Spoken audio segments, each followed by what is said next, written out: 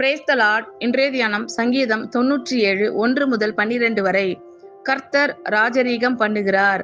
பூமி பூரிப்பாகி திரளான தீவுகள் மகிழ கடவது. மேகமும் மந்தாரமும் அவரை சூழ்ந்திருக்கிறது.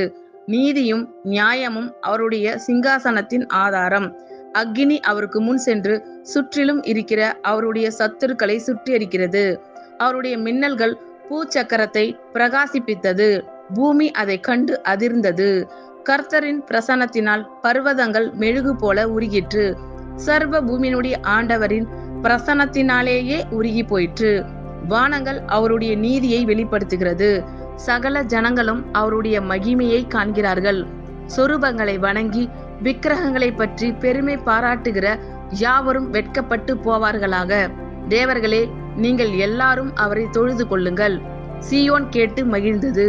கர்த்தாவே, உம்முடைய நியாய தீர்ப்புகளின் நிமித்தம் யூதாவின் குமாரத்திகள் களி கூர்ந்தார்கள். கர்த்தாவே, பூமி முழுவதுக்கும் நீர் உன்னதமானவர். எல்லா தேவர்களிலும் நீரே மிகவும் உயர்ந்தவர்.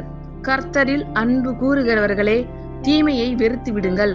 அவர் தம்முடைய பரிசுத்தவான்களின் ஆத்துமாக்களை காப்பாற்றி துன்மார்க்கரின் கைக்கு அவர்களை தப்புவிக்கிறார். நீதிமானுக்காக வெளிச்சமும் செம்மையான இருதயத்தாருக்காக மகிழ்ச்சியும் விதைக்கப்பட்டிருக்கிறது. நீதிமான்களே, கர்த்தருக்குள் மகிழ்ந்து அவருடைய பரிசுத்தத்தின் நினைவு கூறுதலை கொண்டாடுங்கள். ஆமேன்.